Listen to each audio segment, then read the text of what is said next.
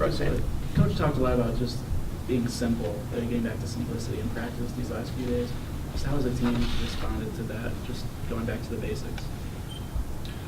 Yeah, he's made sure, we're not making the complicated play, making the good pass, get some ball movement. I think, we've really stressed that the past couple of days, just, trying to, run our offense the way it needs to be run, not let the ball stick as much. I think we've done a pretty good job with that. I guess for both of you guys, is it hard at all to sort of handle the emotion of a week like last week where you go on the road, you pick up a big win in Michigan, particularly the way you played there, and then obviously the disappointment at Penn State? Or is this a team that just, as experienced and veteran as it is at the top, can handle, those sort of ups and downs, I guess, at this time of year? Yeah, I definitely think we can handle it. It just goes back to show what kind of league this is, a Big Ten. You have to come out every game with the same mindset and be prepared to go out there and battle. The opportunity to play a team like Iowa that can do so many things. They've got maybe the Big Ten's best player. They can press, they can rebound. Just how challenging is playing a team like this? Iowa, they're a talented team. They had a lot of length, a lot of size. They haven't been out-rebounded in the Big Ten yet. And, I think it's going to be a challenge for us. We're going to be, pressed to see what we can do on the offensive, defensive boards. And, just try to take away what they want. People talk about, I guess, Utah and Jock, but Brandon McCaffrey coach teams always seem to go really deep. And it seems like they've got a lot of guys on that roster that can at least score 8-10 points a game. How different is it to prepare for a team like that, where you maybe have 7 or 8 different guys that can really hurt you when they've got the ball?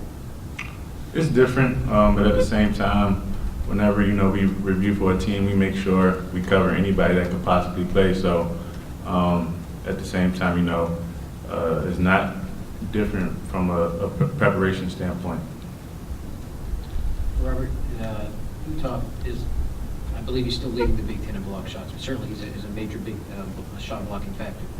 How challenging is that in terms of when you drive the basket, knowing you always have to be aware of where he is, regardless of whether he's on you or not?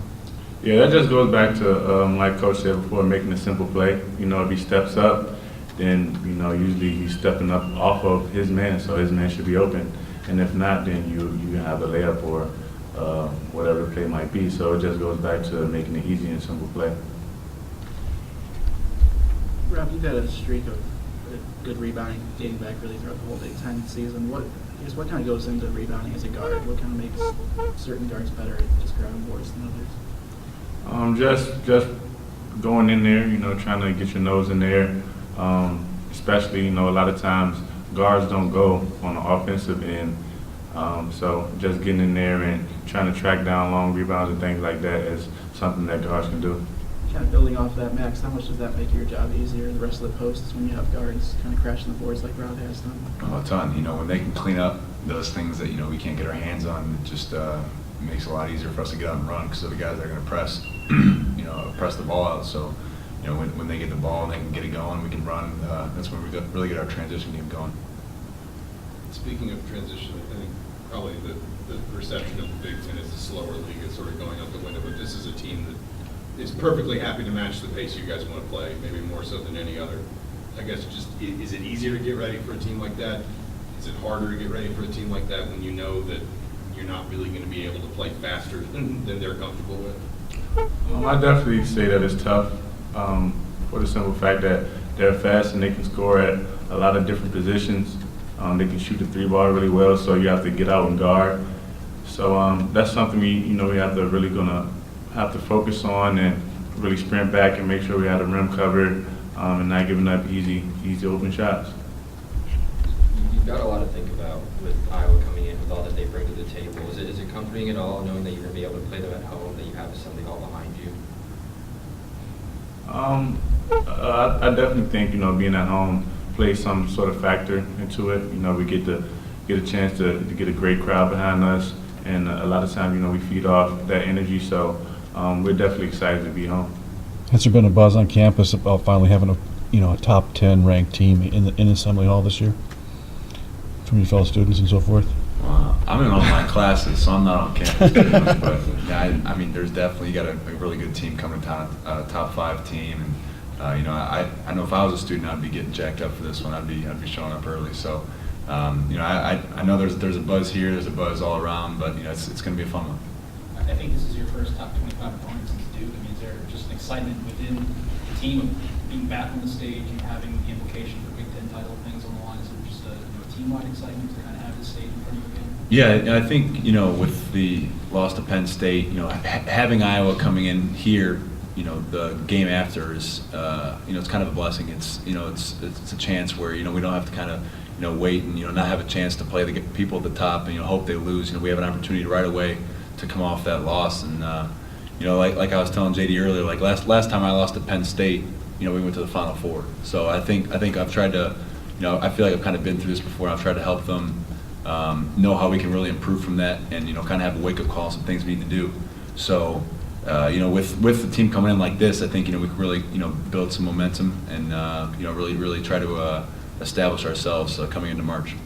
I guess at the same time, Coach talked about, he's talked about maybe for the last 2 months just starting to ease back on practices and keep guys fresh. But he also said that he felt like Sunday's practice was very competitive and spirited. How do you make sure that you're motivated from a loss like that, but you don't overdo it, particularly as you get deeper into the season and maybe, you know, get too burnt out or put somebody in a position to get hurt just from fatigue? Yeah, I mean, I think it's just a, you know, a mentality thing. Coach, you know, when he comes into practice, there's some things he wants to see. There's some things he wants us to respond to.